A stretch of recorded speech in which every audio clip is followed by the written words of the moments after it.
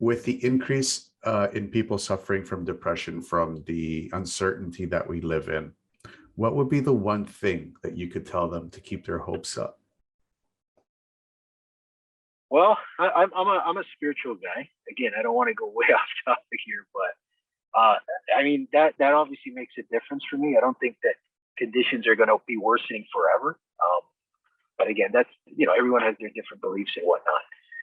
But that being said, you want to look at the bright side, even from a practical standpoint, and just say, look at history, right? So, for example, there have been pandemics in history, that the Black Plague in Europe and the Spanish flu, right, in 1919. And they all had their lifespan. They all lasted however long they lasted, and then they went away. And they had a lot less medical resources back then than they do now. So I'm sure that COVID will be the same. I mean, there's going to be at that point, whether it's this year or 2023 or whatever it is, hopefully in the near future, where it just kind of like phases out. So I think people, they have a tendency to panic when these are going downhill for a long period of time. They get responded. I'm also seeing an increase in a lot of fraud and people doing things that they normally wouldn't because they can't pay their rent and they're trying to, do some dirty stuff to get a little extra money, which is sad. But again, I think it's just a reflection of the period we're in. The stock market's taking a hit. The NASDAQ was down really low yesterday. I lost a little money there.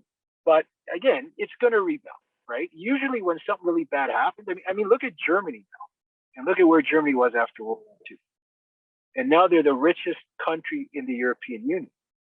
And their money was like wallpaper in 1945, right? After all the sanctions and everything that were imposed on it.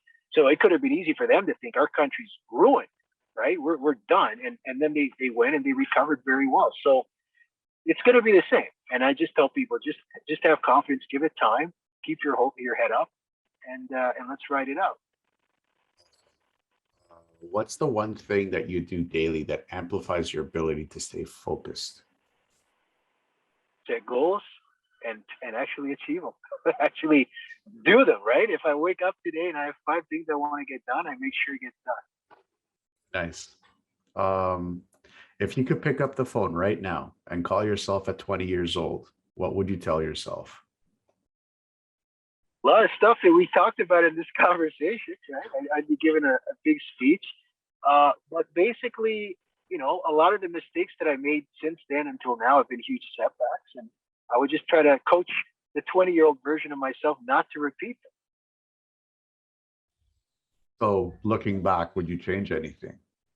Oh yeah, absolutely. I mean, there's people that I dated that I wouldn't date, right? I mean, there's a lot. Are you kidding me, man? Like, if I had to go back, but then again, the person I am today would probably not be the same as I am if I hadn't gone through that adversity. And suffering does build character, right? And it's a common expression. So sometimes it's tempting to think, oh, I'd redo everything.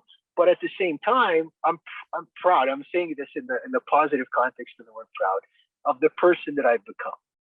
I'm happy with the person that I've become. I can look myself in the mirror and say, you know what, I respect myself. I feel I've achieved a lot of things, and I feel that I stand for things, that are important, dignity and integrity and that sort of thing. So, tough one. That's a tough question because maybe I would be a softer person and in a bad way if I hadn't gone through that adversity. So, that's it. Luckily, we don't have that option.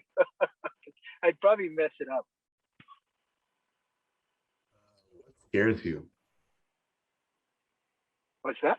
What scares you? Oh, what scares me? I mean, we all fear the unknown, right? I mean, that's a common denominator. I guess death being one of them to an extent. I mean, nobody wants to, even though I talked about overcoming that fear. But like I said, everything's a work in progress. As I get older, I start thinking about limitations that may come along, and that scares me, right? Because, we take pride as men in what we're physically able to do.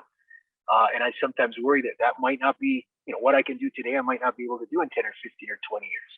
So there's a little bit of anxiety there. I try not to focus on it too much because it's outside of my control to a certain degree, right?